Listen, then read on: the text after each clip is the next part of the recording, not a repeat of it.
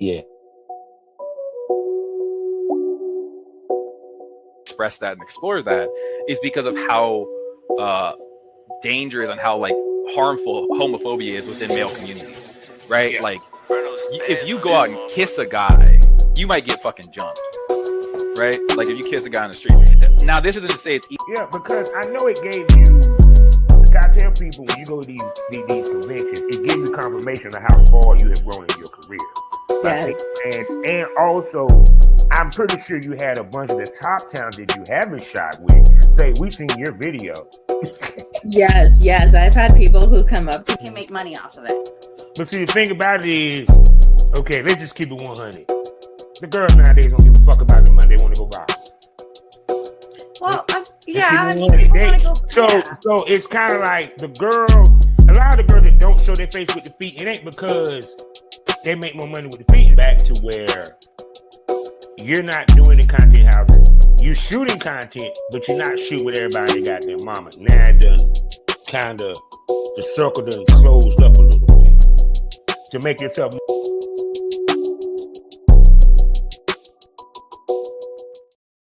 Now this week, people, you getting audio because my man over here, he got a lot of editing to do, which is understandable because I know the work that he does. And you know, every year, smokers, I always bring this guy back. You know what I'm saying? I know my intro is a little different today, but just feel like being a little different. I always bring my man back, the one and only Jay Burke, for us to discuss X3 and AVN shit. You feel me? Yeah. What's going on, bro? Usual grind. Been editing probably for like the past month, honestly. Oh my God, man. You took that many pictures, huh? Yeah, like honestly, like every year I do stuff, I'm like, I know I take a lot of photos, but I always want to do better. And just like AVN alone, I'm like, man, I really took like 3,500 pictures on the red carpet. And then the show, I probably took like another like 3,000. And I'm like, that's just AVN. That's not even like being in LA doing X3, taking a whole bunch more pictures, a couple more thousand. Yeah, bro. It's like, man, because every year, y'all know he always, posts his pics on his page and stuff, man. And it'd be like, every time I look up, it'd be a new girl. Every day you took a picture, it's like, you got to be the most known photographer in the building, man. Got to be. I wouldn't say that, but I would definitely say like this is one of those years where I walked around and my friend is walking around with me and she's like, every like 5 seconds somebody stops you. People are like coming up to you, people saying hi to you at booths, people is like running over, grabbing you. She was like, you're kind of like popular here. And I'm like, I wouldn't say no, but it's kind of unexpected for me this particular year because I didn't expect to have like that many people like speaking to me during the event. But people, we about to sit there and talk about that. We about to smoke that over. Welcome to the Smokers Lounge. You know I am Kavanaugh of Southern Champ, aka the Porn Rap Star. You know you can find me with one link, allmylinks.com/porn rap star. People, let's go ahead and give you them sponsors. First up, RochesterMagazine.com. Please go ahead, hit the link and subscribe. Also, BlushRocker.com. AVN award nominated, and they done won some awards too. You feel what I'm saying? And they even got virtual reality. They're actually on the forefront of that. Y'all need to go ahead and check them out. Also, Past That Apparel, great t-shirt design. Plus, we also have a crossover promotion merch for the Smokers Lounge with Past That Apparel that's coming soon. So please hit the link in the description and go ahead and get you a wonderful one, some of them t-shirts, because they are, 420 inspired. Also, I got the best kind of smoke for you. Speaking about smoke, smokekind.com, the king of THCA. Please go there today. Use the referral code to check out what they got popping, and it's mailed to your door. And last but not least, she's the queen of porn, but she also the queen of CBDs. She got pain relief, stress relief on lock. I'm talking about Sarah J CBD. Please use the promo code OBBIE to get 10% off of your order from Sarah J CBD and any of her wonderful products that she got for pain and stress relief, and she even got lube. Remember, use my promo code BOBBIE to get 10% off your next order. Also, in the mornings you can find me on fullswapradio.com 5 days out the week, give you that real smoke about the industry, as well as my other podcast, Pro Wrestling Smoke, people. Yeah. And please check out the interview that I have with the gorgeous Jocelyn Navarro, Jamaican Strong Style, you know what I'm saying? And also check her out at Ashe Wrestling next event, March 22nd. Yeah, it's about to get on. So now, like I said, this man here is the photogenic eye of porn, in my opinion. Like I said, I'm the voice of porn. He's the photographer of it. You name it, you name the convention, he done took pictures of it. You name the talent, he probably took a picture of it. And he's probably one of the most known and probably one of the most humble, and he probably would tell you, no, I'm not that known, but bullshit. He is known. In the one, the only J. Burke. Say hello to the smokers. What's good, everybody? It's always good to be on this podcast. Always good to be back. Talk about these conventions and what happens throughout the year, going to all these different shows.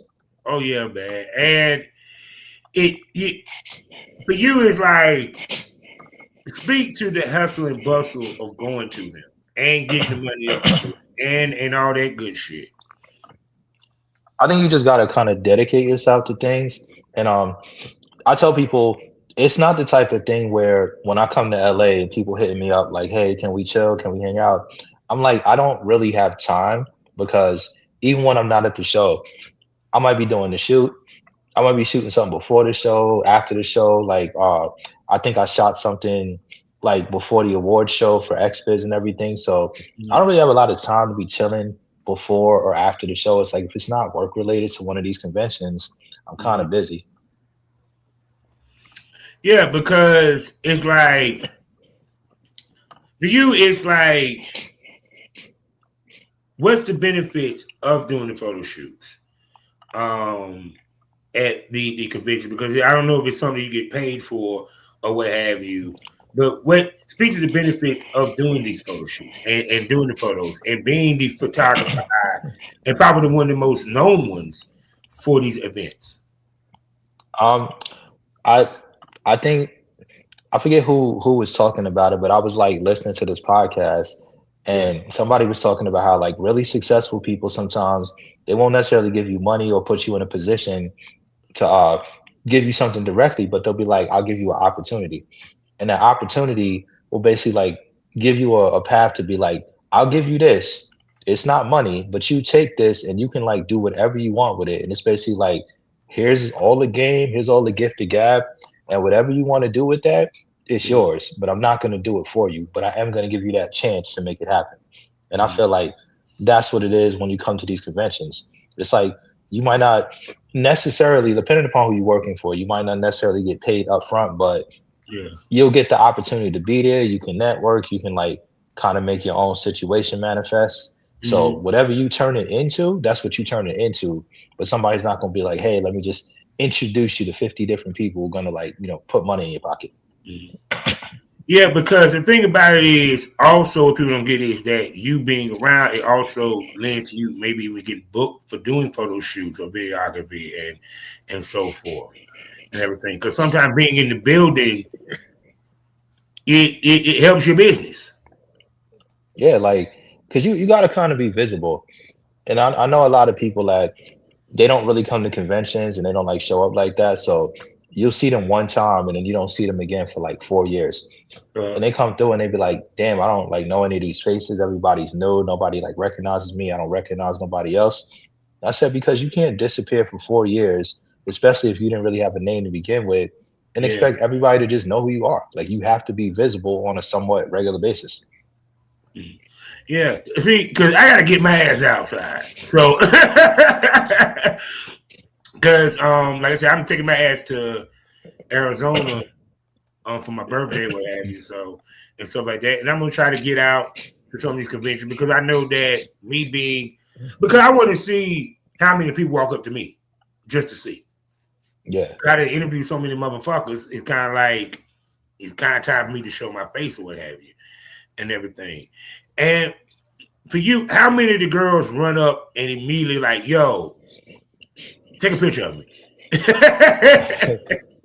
I mean, at AVN this year, I could say it was a good amount. I've had like a couple people come up to me and be like, "Hey, what's up? Could you like take a picture of my friend real quick?" And like it'll be somebody I never met, but they'll be like, "Hey, yeah, they'll introduce me, give me the rundown. They'll be like, yeah, he's really good. He'll post it, he'll tag you," which I do. Like I'm very big on like tagging people because I feel like you want them to see what you do. You don't just want to like take pictures in the void where nobody like knows your work. You want to like post it and tag somebody so they actually know who you are and where the stuff is going. So I was getting that a lot during AVN. Like I'd run into somebody and be like, "Oh, my booth is over here. Like, come with me. I'm gonna be here, 2:00. Come to the booth at this time." So it was happening like every day over the course of like that 4 days or whatever. Oh my goodness. So now let's begin with X3 because that was before AVNs. So how was X3? I feel like X3 is kind of like the easier show. It's easy in a way, but it's also not easy because that Friday is a really simple day because it's a 7-hour day. It's like 3:00 to 10 p.m. And the thing about the Friday is I always stay in the area. So it's like I'm just walking to the show. I'm not hopping in the Uber. I don't got to worry about traffic. It's like, no, I'm just going to the show. When I'm done, I'm done. So if I'm done late, I just go walk back to my spot. It's like a 12-minute walk. But the Saturday is like the longer day because the Saturday is like way longer than any AVN day because it's 12 p.m. to 10 p.m. So you're talking a 10-hour day of being at that show. And it's like the longest day in the world. You want to stay till the end generally because they always do like the musical performance every year. And this year they had Game as a musical artist. Oh shit. So I never seen Game in my life. So I was like, I need to be there for this performance. And at one point I went back to my spot. I walked back, quick 12-minute walk, grab something to eat real quick, threw some batteries in the charger, came back like an hour later because they always do a shift change where it's like, we'll come in at 12, we'll leave at 4, we'll come in at 4:00, we'll leave at like 7 or something, and we'll stay from like 7 to 10. So when people are like going to do the shift change and you've gotten everybody on the show floor, you can kind of run out quick and then come back later on before new talent shows up. So X3 sometimes is a little bit easier, but if you go like the whole week to XBiz, it does get a little bit wild because a lot of times in the day you might go to the conferences, but the conferences, I feel like once you've been one time, you can go there and network and chill, but you really should hopefully set up other things in LA because you'll be there an entire week. And the first 4 days, you're not generally doing as much as you think you're going to be doing. Like you can sit in conferences all day, but honestly, you probably sitting through some of the same seminars. You probably know a lot of the people already. And you should just set up other opportunities to like do work as opposed to just sitting there all day and then waiting for whatever party happens at night. Yeah, because I said this before. If you're doing more shooting than networking, you're doing it wrong. Because this is the time where everybody's around to where you can make connections, whether it's talent, whether it's companies or what have you. And I don't think a lot of females, especially females, because the business is centered around them, don't take advantage of the networking as much. What I will say is like, I met a lot of people that want to come to a city where a show is happening, like in Exotica. And they're like, I want to go to Exotica. And I'm like, oh, when you going to be at the show? And they're like, oh, I don't think I'm going to the show. So what you mean? They said, oh, well, I'm going to just go shoot scenes and all that. I said, if you're going to fly to a city and you're not going to go to a show over the course of 3 days, but you're going to be there the whole time, you kind of like screwing yourself over because everybody that you want to work with is probably going to come to the show. All the companies are going to be there. All the sponsors are going to be there. There's going to be a lot of people walking around or with their own booth that you probably want to get to know if you don't know them already. And some of these people are not as accessible on social media, so you probably should come and meet them face to face. Yeah, because the simple fact of that the business is made from connections. And if you don't make good connections, you're not going to be successful. I mean, I don't give a damn how pretty you is, because I think a lot of times girls think because I'm fine, I can suck a dick, I can fuck, that it's going to lead to them being successful and so forth. It's not necessarily the case. Sometimes it's about your talk game and about how you connect and putting yourself around the right people. Yeah. I think that's 100% correct. Like I feel like a lot of people almost feel like I don't have to come outside. I could just, stay in my room. I got shoots booked all day, like all weekend. I could just do that and it's cool. And that does work for some people.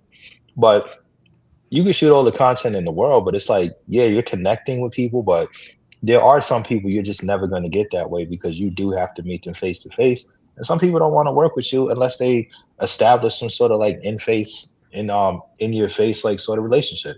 They don't necessarily want to meet you to work with you the first time they walk through a door. They actually want to meet you before any of that happens. Yeah. So how was like what companies was there? What times was at the X3 or what have you? And how much do companies scout girls at these conventions? I think X3 is kind of easy for a model to come in there and probably get scouted because X3 is not like pricey to go to for like fans. So if somebody wants to buy a ticket, they could buy a ticket. A model could come in there. If they say they're a model, but they've never like, signed with a company or shot something, as long as they got some sort of content out there, they'll probably get hooked up with a ticket because it's not like they're losing a ton of money by giving you a free pass. And you come there, you can network, you can speak to people. It's like just take the opportunity. So I feel like there's a lot of big companies that come to X3. Like it's a much smaller space, but you get Chatterbait. Like Chatterbait is a main sponsor. Chatterbait had like a really large booth this year, and that was cool to see. Ricky's room is always in X3 in like full force. So Ricky's room always has a really dope booth. You had Brazzers, like they always got like a giant space. So Brazzers was in the building. I think it was Joystick. Like Joystick had a really large booth.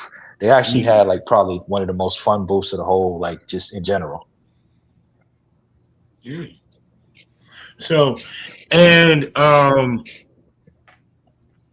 know X3 is a smaller venue than AVN because it was in the same place, right? Yep. X3 is always the Palladium, always Hollywood Palladium. And for for you, cause I know you can sense the energy. What girls were standing out during the X3 to you? I would definitely say like all the girls that was at Brazzers, because you got the usual suspects. You got like Alexis Fox and Kara Noir and Abigail Morris. So they always stand out because the way they set things up with the line, it's like all the attention is being drawn there. But then just coming to X3 and just like seeing the people that's there. I'm trying to think who was there. Like everybody in Ricky's room always stands out. Like Ricky's room always has like Erotic Medusa and Lacey Jane and Destiny Mirror. So they always got. You be having the it girls. Yeah, like Connie Perrion. Like they always have like an amazing lineup of people, and they have like a massive booth space where it's like one of the best spaces. And then they got the whole like bed setup where you can get a photo taken with one of the models on the bed. So they always have like a really dope space. And I feel like a lot of the girls that come to Ricky's room, I'm gonna say they don't come to AVN, but they don't come to AVN in the same capacity. Like, because Ricky's room as a booth wasn't at AVN. So you got that in X3, and you generally are going to get that at X3 every year, but you're not going to go to AVN every year necessarily and see that booth. So go there because it does really like stand out a lot. Yeah, because I think the booths are made by the women that be at the booths. Because it's kind of like, yeah, because I'm trying to think of the way to put it. It's like it seemed like they make it a point to each of the booths to try to have the hottest chicks, I guess, to draw the most attention or what have you. And I'm trying to. I'm sitting here just thinking. I'm sitting here looking at your page, looking at all these pictures. I know it's a lot. Bro, it's like you shot everybody, dog. I mean, I even go from the usual suspect to the new hot girls and everything. So now let's move on to AVN. How was the AVN this year and stuff, and how was it different this year? I knew it probably was a little different. I'm trying to think. What would I say was different about AVN? I wouldn't necessarily say AVN was different, but I will say it got crowded earlier than it usually does. Because usually like the first day on Wednesday, it's a decent crowd, but you can usually operate on Wednesday, and you're not going to get so many people that, like, as a photographer, it's hard to do your job. But this year, for whatever reason, everybody wanted to show up as a fan on Wednesday after a certain time of day. It got really crowded, and it just really never died down. Like, I guess like Saturday, as usual, was kind of like, okay, but it was like a crazy just experience the whole time. So the fans were like, listen, we coming out on the first day. We ain't even gonna wait till the last, couple of days to come out. We're gonna come out the first day, have it packed for like 3 days straight. Then it's a little bit slower on that Saturday because of the shorter times and the awards. But I would say people didn't wait to come out. They were like, you know what, we coming out like immediately. We're not gonna wait.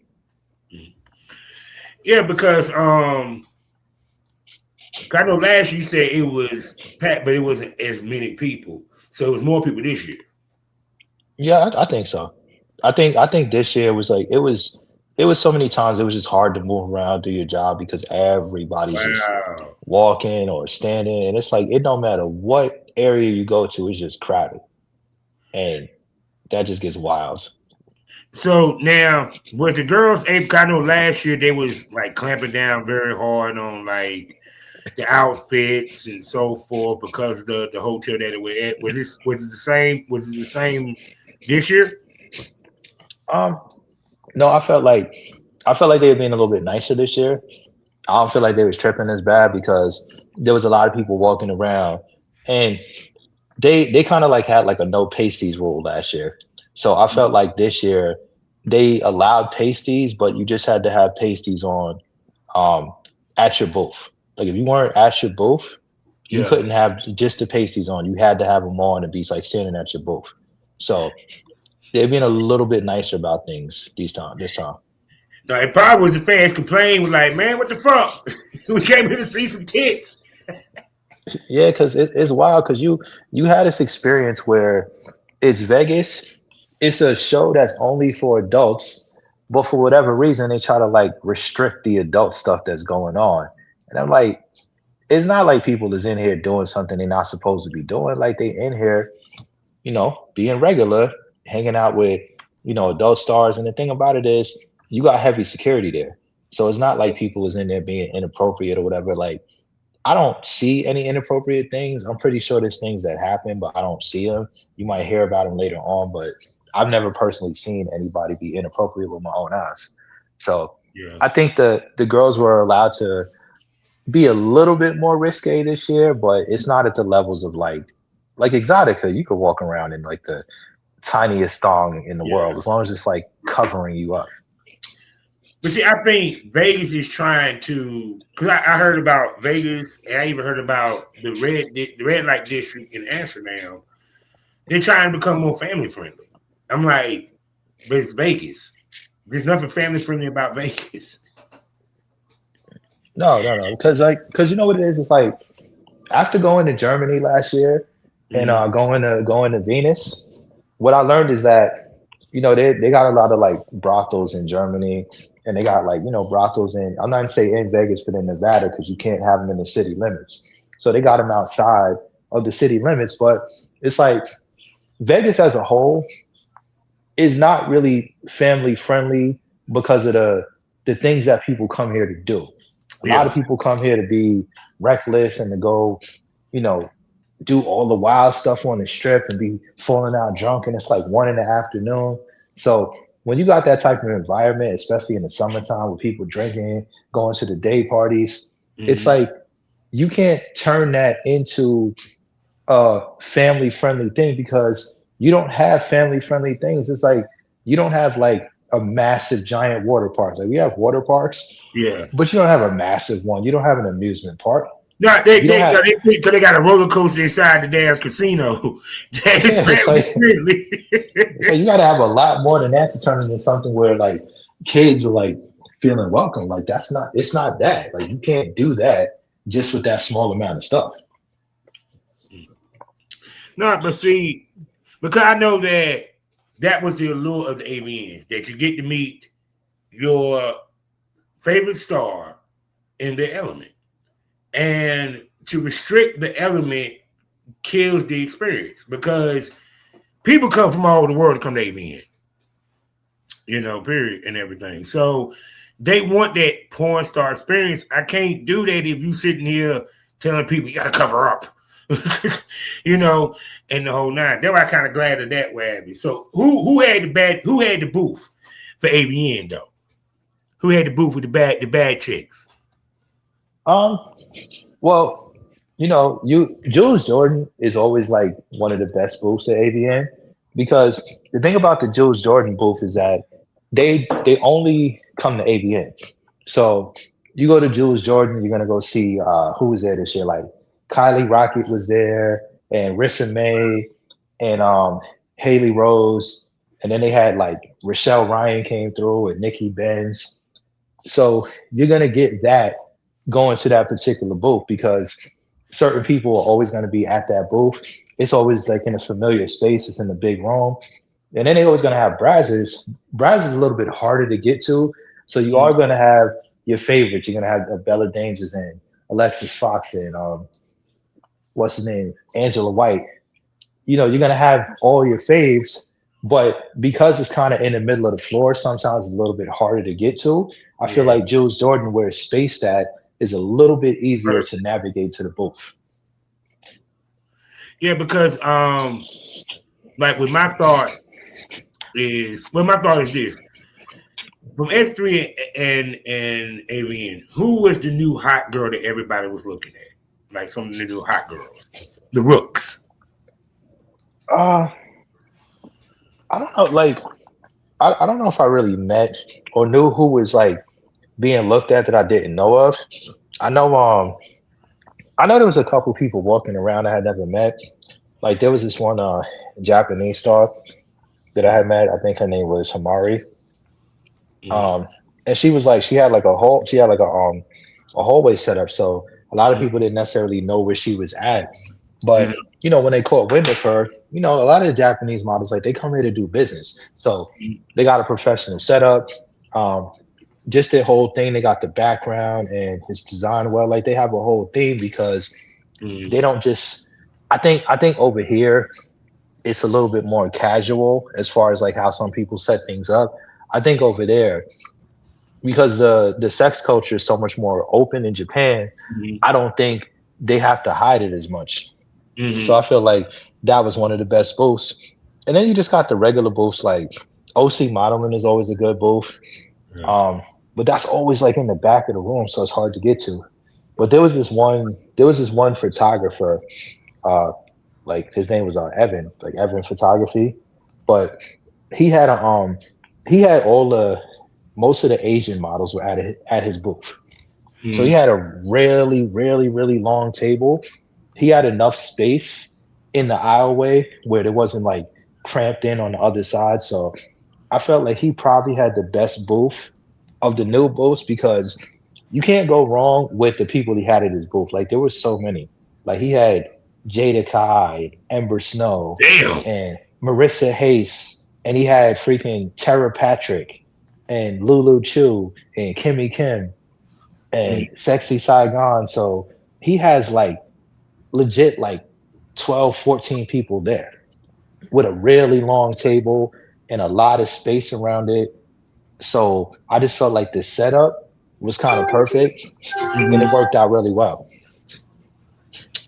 Shoot. So damn. So was it more Asian talent this year than years past? I don't think it was more Asian talent. I just think that they were more centered in the same spot. So it was a lot easier to just like find out where people were because he really had a lot of the Asian talent at that one booth. So it was kind of be like if you were looking for a certain performer, they were probably going to be at that booth. And I think that made it easier just to connect with people because they were all together. Yeah, because I noticed that even I was talking to Wild Largos and they said they want to come to the AVNs or what have you. Are there any international companies that come to the AVNs that set up? I'm not sure if this is considered an international company, but I know Bongo Cams always comes there and they advertise. Yeah, I'm not 100% sure where they're based, but I know when you go to Germany and when you go to Venus, Bongo Cams is like the biggest thing in there. Like they're like the setup they have is so big. They got the biggest like stage area. So they didn't have like their models over there because a lot of them are from like Germany or like just that side of the world. So they didn't have none of the models there, but they had the representatives there and they had their booth. So I feel like they definitely had their thing going on. And then like I don't think they were there last year, but Dark Fans also. Dark Fans was really massive in Venus. So I was glad that they had a space at AVN this year. Yeah, because I wonder how many of the platforms had booths. I know probably Onlyfans. The OnlyFans ever come to the AVNs? I think they were there last year, but they weren't there this year. Yeah, they weren't there. Like Loyal Fans had a really good space where it was like self-contained. So you kind of like walked inside of it and they had the merch set up and they had like 4 or 5 booths and they have like, rotating schedule of girls. And it was in the same area where they would have like adult time as well. But that was pretty cool. Like they were there. Like I said, My Free Cams always has a lot of people. So My Free Cams had a big space. Fansly is really slept on because there's a lot of models that come to Fansly who are associated with, other companies or people, but if they don't have places to sign, sometimes they just like, hey, come through, sign for Fansly. So I think people are missing out if they don't stop by that booth at the show because there's always a lot going on at Fansly. And then Hookup, I forgot like the name, but like they had a really good booth this year. So yeah, there's a lot of companies that definitely kind of come out in full force to like show what they got going on. I got to ask, is Manyvids there after all the shit that they said? No, Manyvids was definitely not there. Not surprised though. So what was the chatter amongst the porn stars this year that you might have heard about the industry and so forth? I don't think there was much like chatter that I haven't heard, but I do think when it comes to platforms, I don't know what is happening with Manyvids as far as like, the person in charge and like what she has suddenly just been on lately. But I just know a lot of them was like, yeah, I'm taking my stuff off this platform. I'm on other platforms. I'm on Fansly. I'm on Loyal Fans. Everybody is taking their stuff off because it's like, I'm seeing like what Manyvids like on Twitter is saying. I'm just thinking like, why are you doubling down on every single thing? Like everything that they say. I told people the reasoning met my theory on why this is happening. Manyvids sat back and they watched fans and OnlyFans gain notoriety mainstream wise. We talking, I'm sitting here watching boxing matches where Fansly is in the middle of the ring. The logo is on the ropes. The boxers. It actually is one of the sponsors for boxing. OnlyFans, we already know about OnlyFans. So they looked at what OnlyFans and Fansly was doing. You know what I'm saying? Because I mean, I don't know about Fansly. Like if I go to Fansly, their main page, let me just pull up Fansly real quick. Fansly. Let me see. Yeah, it's like I got to sign up for Fansly, right? You don't see any XXX, any sample of it. You know what I'm saying? Same thing with OnlyFans. You feel me? So Manyvids is trying to do a backtrack with the sex work to try to gain more advertisements and more traction in the mainstream world. Because they try to get their money, their advertising money. Yeah. But sometimes you're not going to get that. I look at it like this. In-N-Out is a private company. In-N-Out, In-N-Out Burger, they're not publicly traded. So because they're not publicly traded, they got to do what they wanted. They can do what they want to do. Mm-hmm. And if they had like shareholders that were like, oh, well, we don't like this, certain things would change about them and they would have to conform to that. But the thing is, you only have the freedom you have if you stick to doing what you want to do. When you start trying to attract advertisers and the money, it's like, it's cool. But the problem is you have to kind of like bend the knee to them because it's like, well, we don't like this. We want you to change this. And it doesn't really matter if you agree with it or not. Now you got to suddenly start, falling victim to being like, well, we're kind of at the mercy of them because they don't like it. So we got to do what they want to do. And it's like, at that point, it's like, are you in control or are the people that's like paying you for advertisement in control? And at that point, it's like you sacrificing your whole identity just to be like, well, here's some money, but you already like bringing in money. You just now trying to like cut out the people who brought you notoriety. Because all these sites, same thing with like OnlyFans.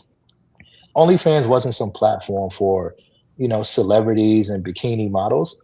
It was a platform that was like basically put on by the adult industry. Mm-hmm. And then at a certain point, when other people started realizing they could go on OnlyFans and they could post the same type of photos they post on Instagram, they started doing that. And OnlyFans is kind of like, oh, well, we don't really need the adult content. We don't need to push that as much. And it's like, yeah, but you wouldn't be what you are without the adult creators.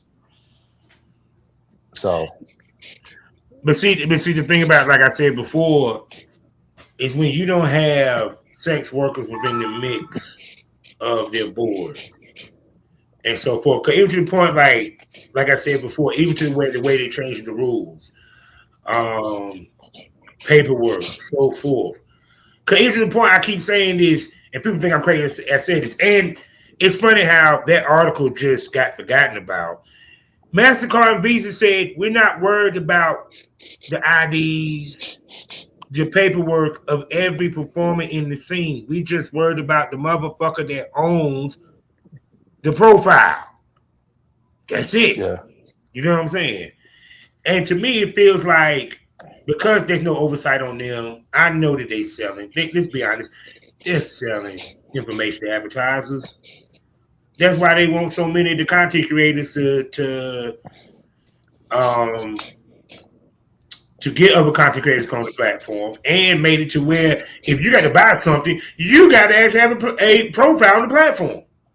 Yeah, that was never important until OnlyFans became something. I think a lot of people just want to cover their bases. So people don't really want to get caught up in allowing anonymous people to do things without having profiles, because then it's kind of like you almost become like a dark web sort of situation. Yeah. So you got to have like people, like you got to have some sort of accountability where you can't just get away with things without people knowing who you are, because you know that's dangerous. It's like with platforms that talk about like age verification and things like that.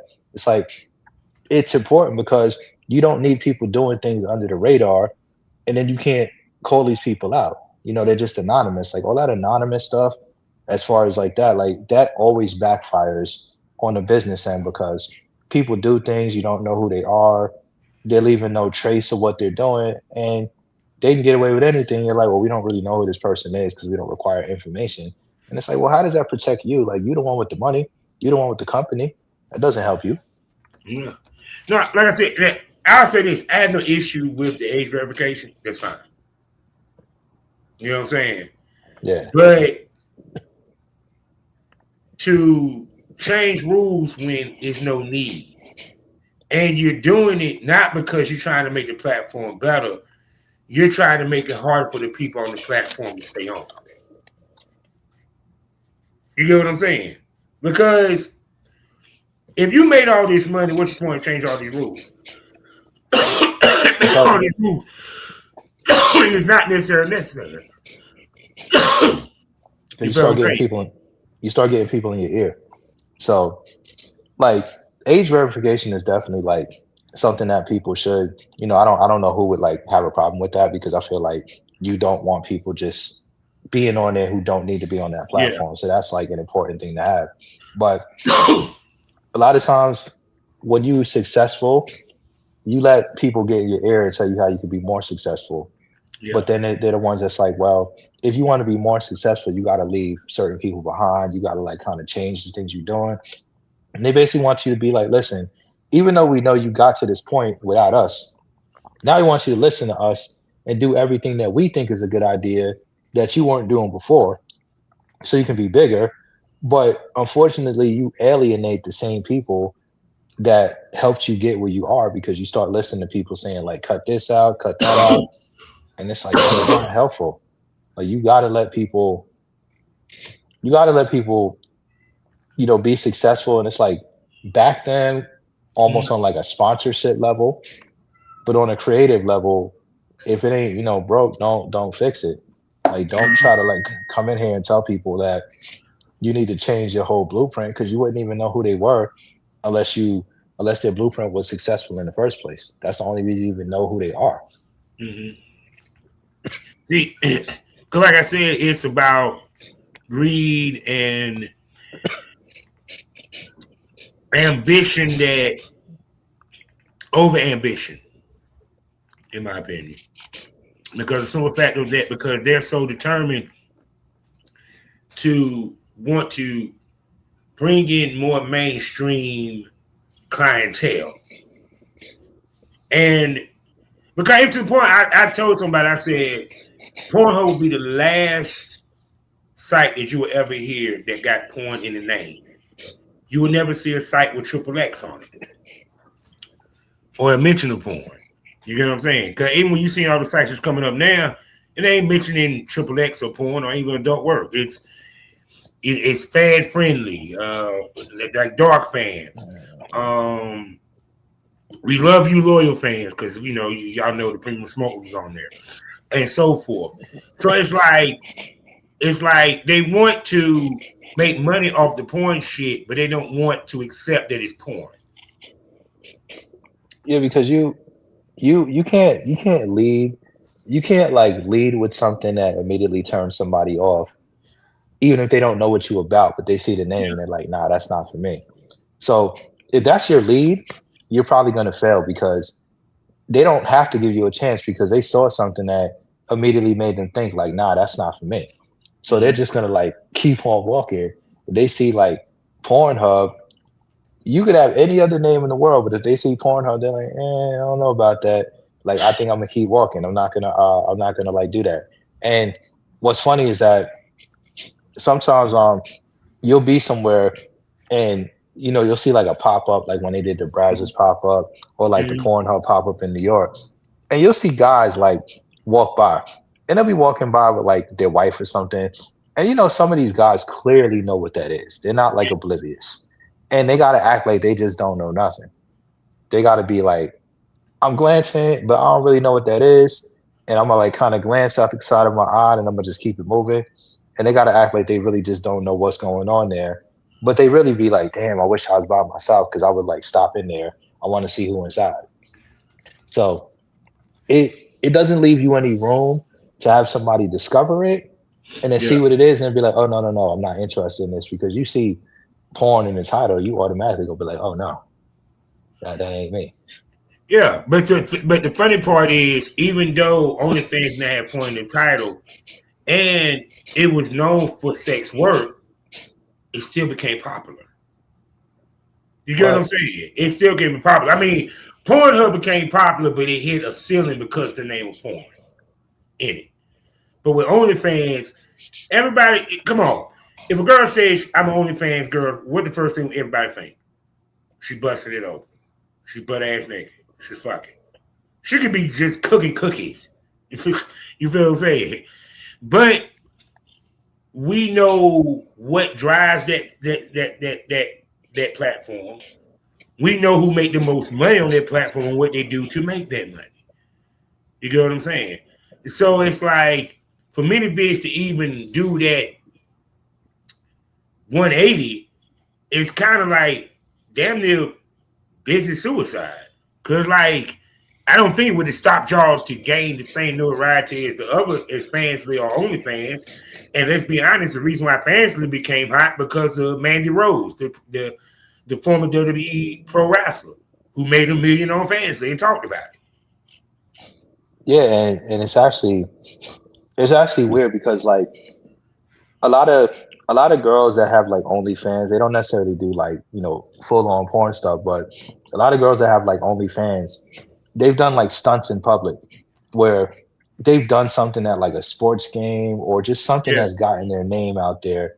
And the problem is when you see stuff like that, it might get you more Instagram followers because people want to be like, oh, who is that?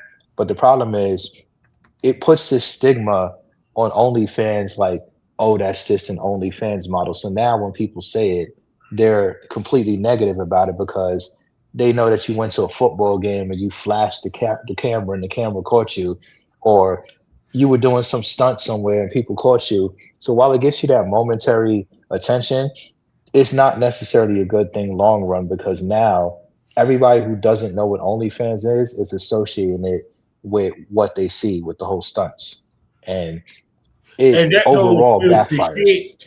Because actually, when you think about it, all the stunts, especially the sexual stunts, was from OnlyFans creators. So the people that from Miss B Nasty doing the squirting, going through the McDonald's, what's the damn name? I can't think of it. Miss Big Weapon name fucking in Macy's. You know what I'm saying?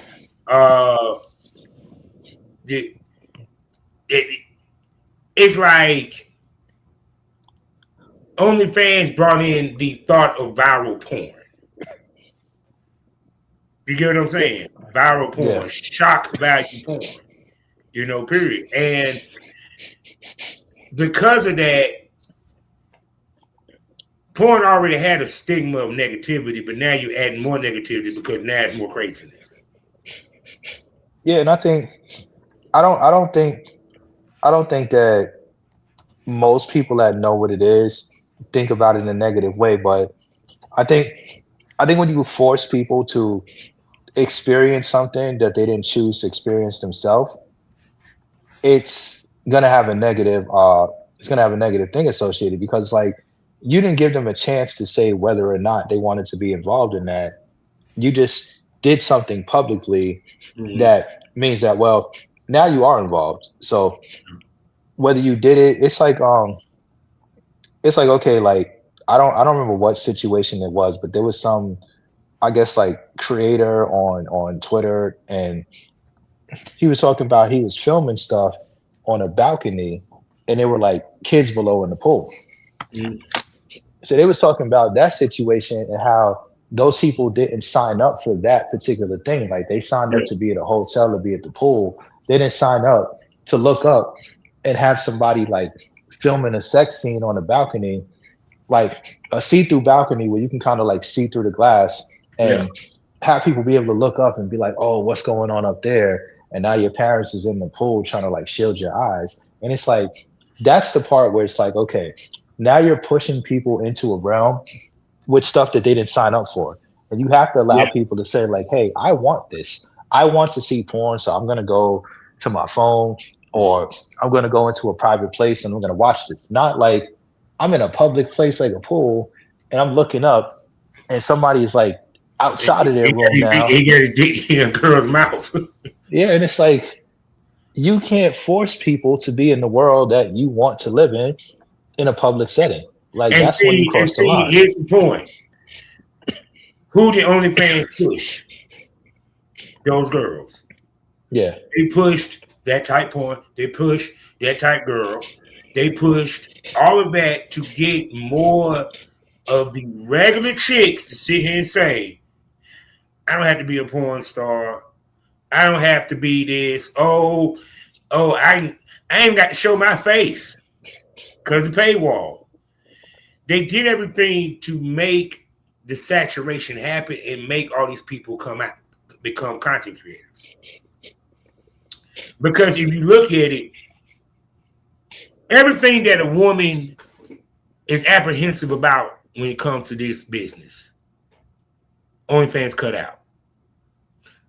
Let me explain to y'all so y'all understand, people.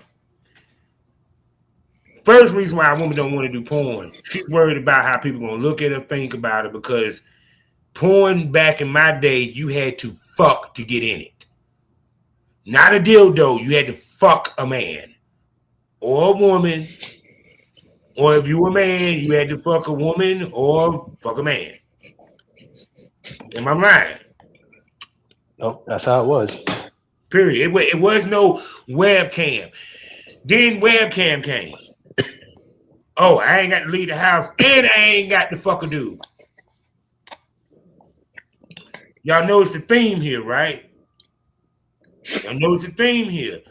Girls figured out, oh, I can make content for my webcam show where I'm doing solos. I ain't got to fuck a man. Y'all notice the theme here. Guess what got a lot of these girls to decide to do OnlyFans? Miss Be Nasty with her Tachi. These girls sitting here using a dildo in the public places. Am I lying? Yeah, I mean, and that's what it is. But it's like I said, there's nothing wrong with somebody doing what they would like to do, and it works for them. But I just don't think that people should be dragged into your world involuntarily. If they don't want to be dragged into your world, you don't that like, because that's like a way of like, when you're on set, you have to consent. When you're doing anything, period, it's consent. So these people that see things when they don't want to see it and they're in a place where they shouldn't see it, they're not consenting to see anything that you're doing. They just happen to be visiting a place where it might also happen to be known for that sort of thing. And then now it's like, well, we got to deal with it because, you chose to do it there. And it's like, yeah, but they didn't consent to that. There's people that go to the most family-friendly places in the world, and then they go see some like XXX shit, and they didn't consent to none of that because it's a family-friendly place. They don't expect to see that. And at that point, it's like, well, where can you go with your kids or your family or just anybody where you can go and you don't see that? Because I know for me, growing up in New York, there's places you can go if you want to see the dark side of the city. Yeah. But if you don't want to see it, sometimes you can live your whole life and never know that stuff even exists. True. Because where you are, you don't see it because you don't go to those places. You don't go to those shows. You don't go to those neighborhoods. You don't know those type of people. You might not know any of that stuff ever exists unless you want to know it exists.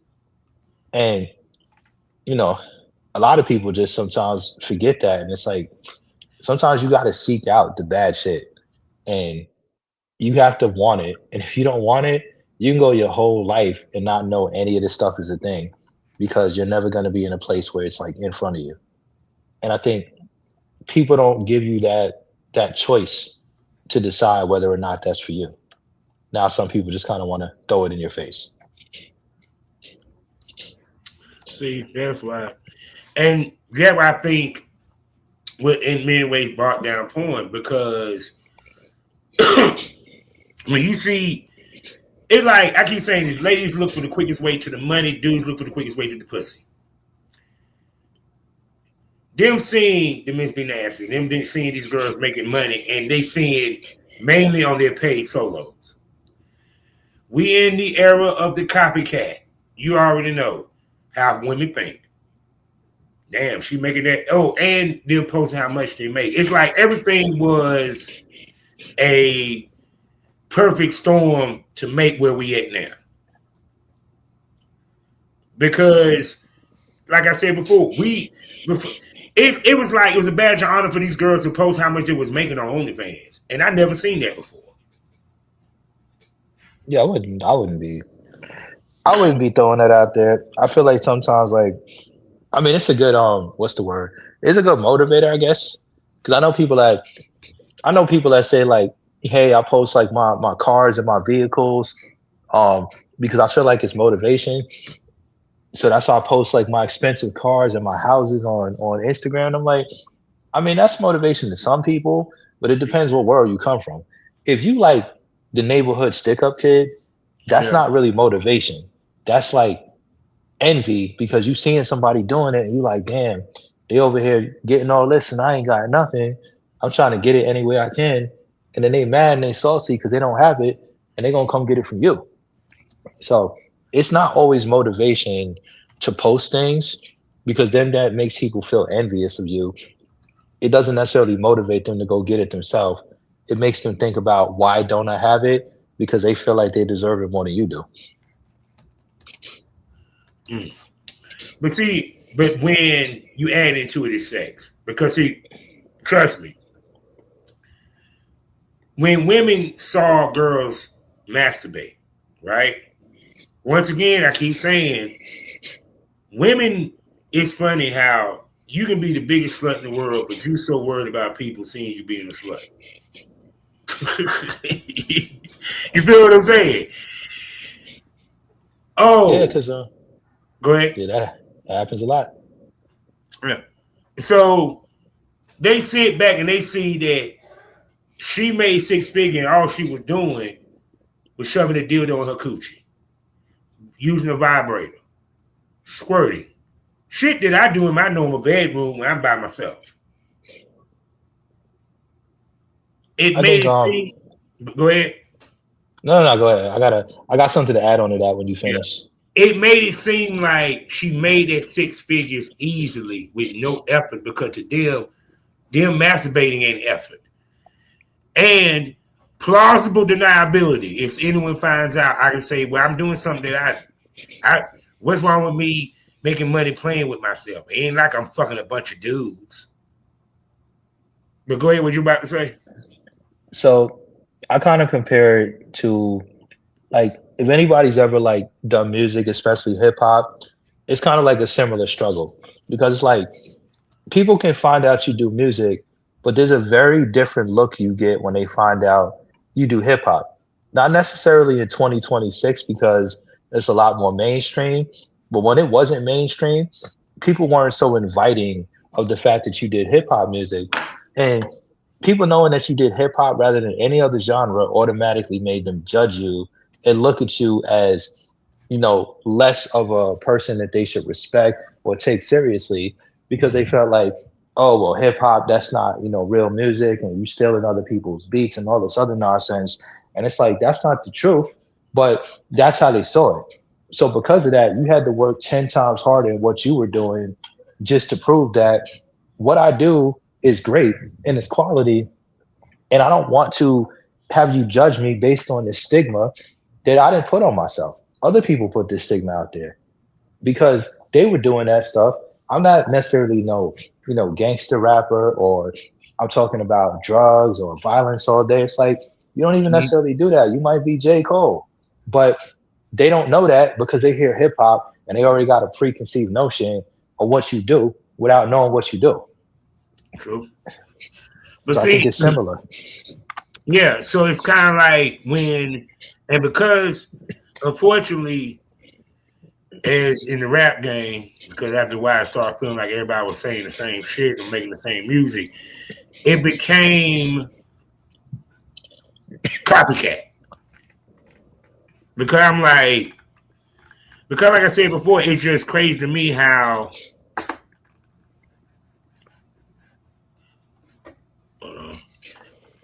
it's just crazy to me how people it just like female. I get it was a pandemic, ladies is broke, and what have you, and they're gonna go with the easiest hustle or what they consider the easiest hustle. You know what I'm saying? But like I said before, I'm just gonna say it. Women, y'all fucked up the business. I'm just gonna say it. There you go. Y'all fucked up the business.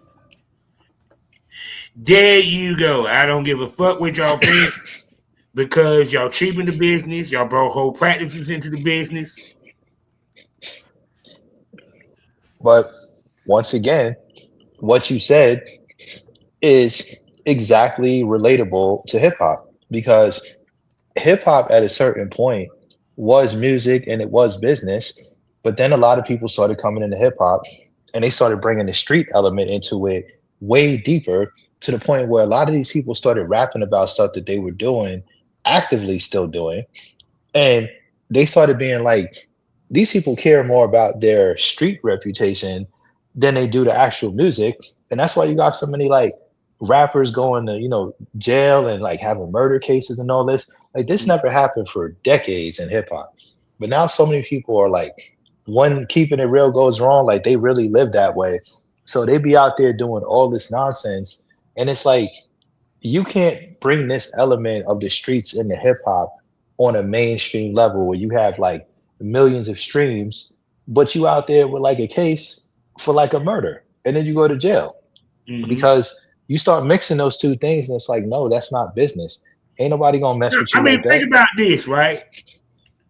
Never heard this in my life until the Onlyfans. You had that lady over in England that was filming with actual prison inmates. You can't make this shit up. This didn't happen before the Onlyfans phase. Let's make that clear. It happened during the Onlyfans phase. And that's wild. Yeah. It because like I said, it just became I'm going to one up the next motherfucker. And it's like, even when I think about this era's Mount Rushmore, none of them are actual true porn stars. Every last one of them are actually OnlyFans girls. Because think about it, it's going to be Miss Sapphire, Destiny Cream, Thick Ass Daphne, Janice Hart, and Miss B Nasty. Because they're the ones that people gonna remember. They ain't gonna remember the ones that came up with so much. Hell, they get more attention than the Keanu War and all that. Actually, more known than Keanu War. Let's keep it real. I mean, it's all about what you want your fan base to be like. Your fan base is gonna gravitate towards whoever you are. So even if you don't resemble somebody who is with like a major company or studio, you might not resemble anything they do, but that's not really what it's based on. It's based on like your brand. You don't have to be a mainstream star to have a brand. You just have to have people know who you are, know what you do, know your work. And then once they find out that you do certain things and they know who you are as a performer, they're going to become fans of you. And you might never come to shows. You might never sign with a studio. You might never have a famous agency and, self-book everything. But all that other stuff, not really important. Only thing that's important is the fact that you know how to turn what you do into your own fan base. So you don't have to necessarily follow the rules. And I applaud people that follow the rules, who don't follow the rules. Yeah. But I do think sometimes people are willing to be like, you know what? I know I can, you know, I know I can like get across this bridge or get to the other side of the water without this bridge. So I'm gonna do that, but I'm gonna also burn the bridge behind me.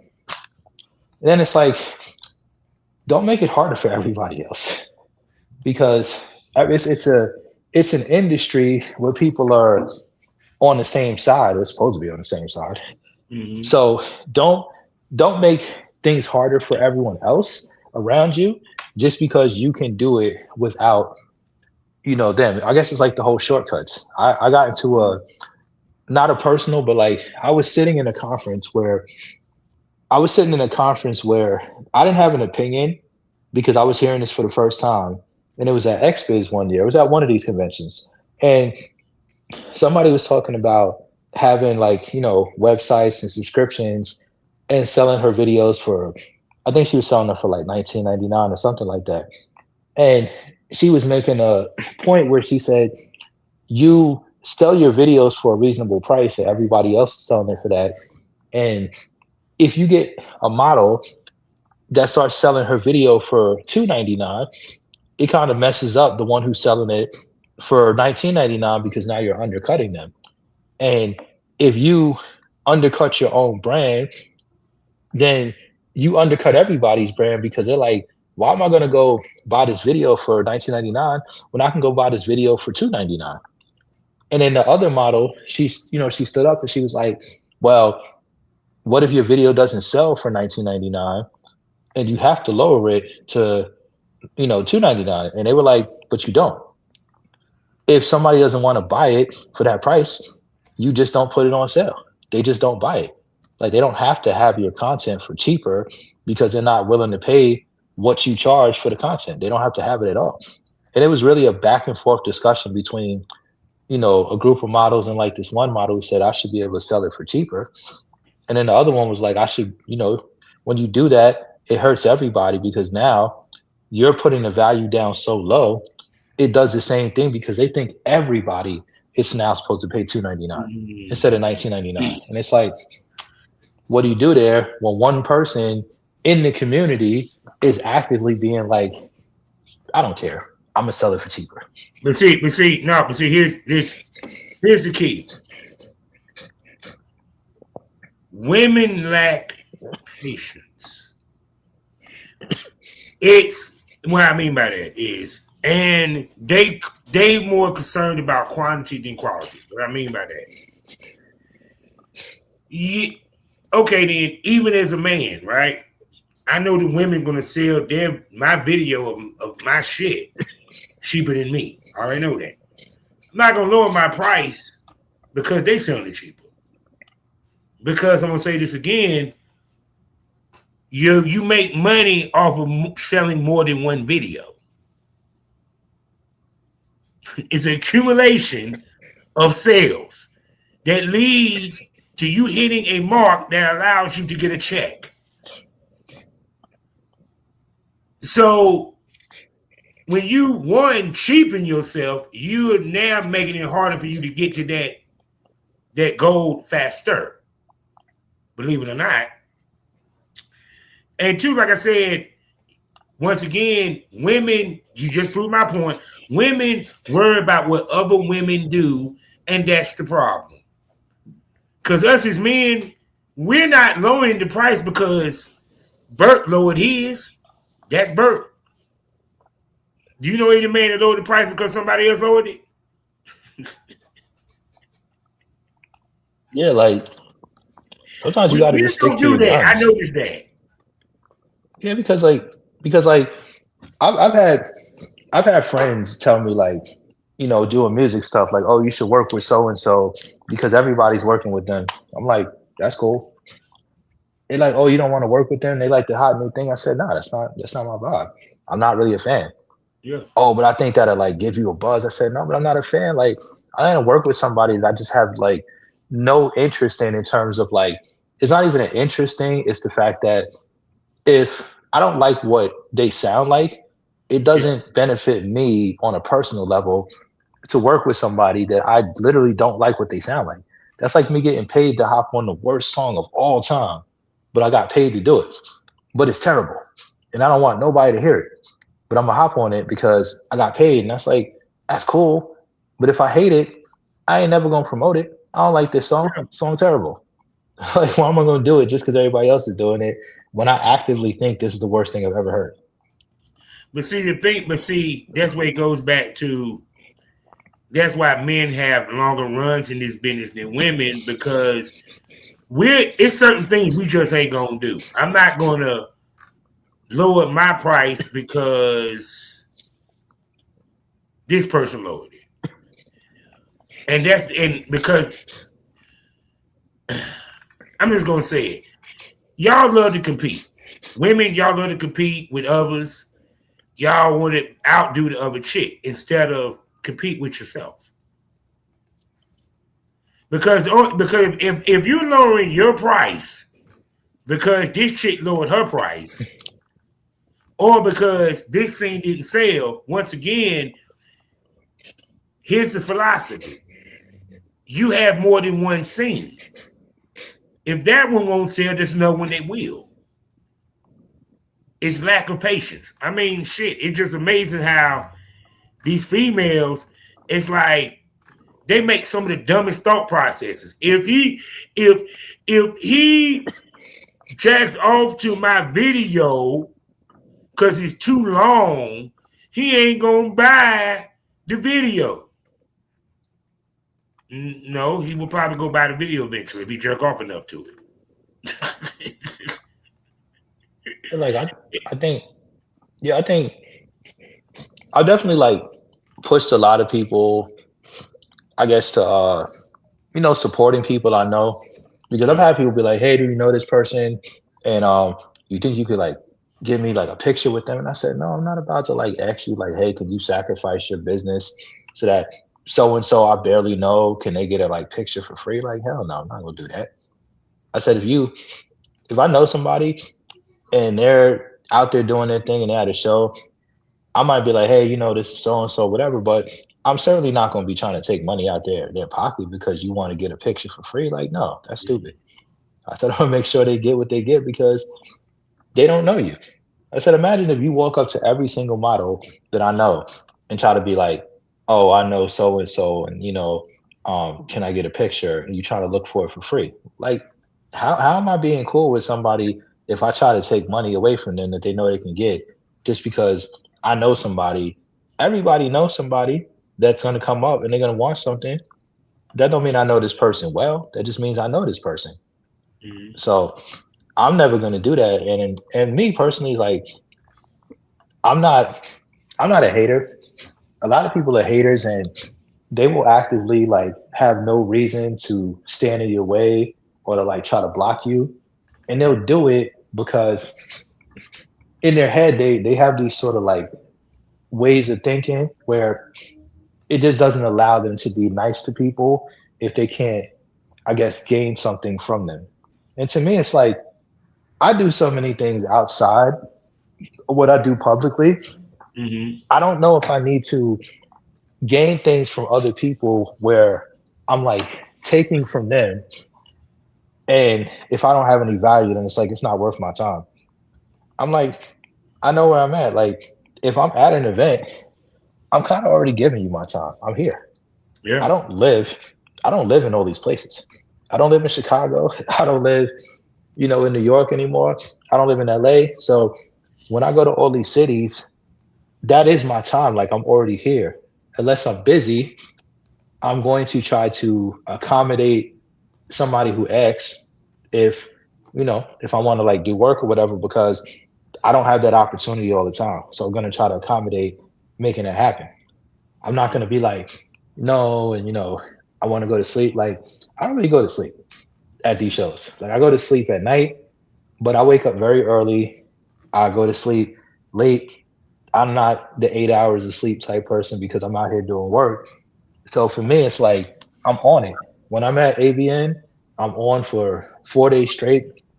I was on for longer than 4 days straight this time. Same thing with, XBiz. I'm on.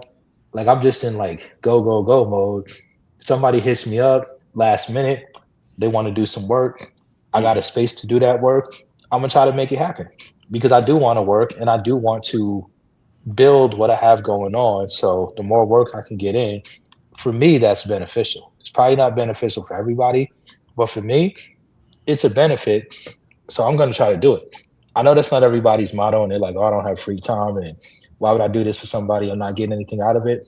Mhm. I can find something to get out of every situation because that's just how my mind works. I can find something to get out of every situation for the most part because I come from that mentality where I don't need to get $10 because I got, $2 5 times. Mhm. Same shit. Just because I didn't get it all at once, don't mean I didn't get it all. So I just got that more of a hustler mentality where it's like, I know there's a lot of things I do. I'm not going to necessarily turn it down. And Mhm. I know people see me editing and they see me posting. They probably, think I'm in the house all day posting. I said, I'm actually not. I do so many things outside of the editing and posting that you'd be surprised that I could do all this stuff in one day because it probably doesn't seem like feasible that I could be doing this much stuff but still posting. Sometimes I don't even be in my house for hours and I'll be out there doing something completely different and you wouldn't even know because I'm not necessarily posting about it. I just move very differently. Yeah, because it's like, no, it's like I said, it's just crazy how, like I said, it's just crazy to me that it's just crazy. That's all I can say. 'Cause I'm just like, man, wait, it's just the way that the game has changed. And like when I was just doing, I just did an episode where we were talking about how much, um, like some of these ladies are making, and the discrepancy of who's making the most money on the platform. It's really the top making most of the money, and the people Yeah. that's not in the top 1%, they ain't making shit. But because the way that OnlyFans promotes it, making things that everybody can make a million. So, but that's just the truth. And I hope people understand that's the truth that we're here to give you. So I done held this man up here for a fucking over an hour, man. He got work to do. So, Burke. Well, actually, he will be back on the show. Y'all know that for a certain. So let me go ahead and tell everybody before I let Burke get up out of here and tell you what he need to tell you, what y'all need to know. First of all, the conversation with the place where the conversation gets saucier, the tits pop out. Dildos might pop out. You don't know less. You don't know what pops off unless you subscribe and talk about none other than the Premium Smoke Room for a podcast for you to enjoy. Plus, I do the VIP Smoke Room. I even do it live on X. Plus, I have a Triple X store where you can see my work as I give ladies the work because big dicks grow in the sticks, people. And you can subscribe now for the first month for 75% off, $6.25. And after 30 days, trust me, you're going to want to stay. So also, you know that I also have a subscription site on Spotify with two wonderful podcasts.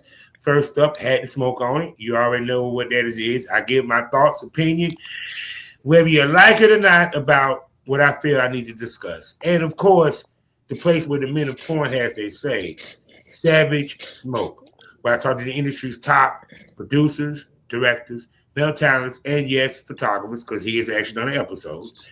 And we give you that real smoke about the porn business, not sugarcoating it. So whether you need that premium smoke, you had the smoke on it, or you want some Savage Smoke, either way, please just subscribe to the smoke. So Burke, tell everybody where they can find you and check out your work. I try to make it simple. Everything is 718 Burke, Burke on Instagram, on X, J Burke Photography, also adultallaccess.biz because that's the website where everything gets posted on. So, check out those places. constantly posting on X all these photos from these award shows. Eventually goes up on my website. It goes up on the Adult All Access website. Try to get up things up there in a somewhat timely manner. Like, trust me, like a month or two is timely when it's like thousands of photos and I'm doing things and I got to pass it on to the team. So patient, but the first place to get everything from a show is always going to be the X account, because that's where, like, when I'm done, immediately just start going there to start posting. Like, that's same week something is done, it's gonna be where I'm up there posting stuff. So yeah, people, what did y'all learn today? What did you smoke over? Well, you see how these platforms can hurt a business. Y'all heard many times how they talked about how Spotify fucked up the music business. Now y'all see how OnlyFans, even though, yes, it did give power back to the content creator, it also fucked up the business because it gave power back to the content creator. Not saying that that's a bad thing for a content creator to have ability, but the ability to have their power, control their own fate, and make their own money. There's nothing wrong with that. But the problem is when people don't have patience to allow the money to be made. So what they do, they cheapen their product. They do cheaper product to try to get a quicker payday. And sometimes quick doesn't always work. Plus, also, y'all saw the discussion inside of these conventions and how important these conventions is to the porn industry. It enables new talent to be found, old talent to find new talent, old talent, new talent, any talent to network with the top companies, and as well get some dick and some pussy along the way. Whether it's on camera or off camera. But as you see, this is a community. It's also a porn business. It's a business. We in this to make money, not friends. We in this to create legacies and generational wealth. But understand, porn has never, ever have been, never will be a millionaire maker. What porn is now is a way for you to have a livelihood, to pay your bills. But you have to put in work. You can't think because this person did it this way that it'll work for you. Because see, the problem is we believe anything and trust nothing. We believe that if I do OnlyFans, I'm going to make a shitload of money. But you don't trust the fact that how you going to make a shitload of money and nobody know who the fuck you is. With that being said, you know how we end these things all day, every day. Life is a learning experience. What's the point of the experience if you haven't learned anything?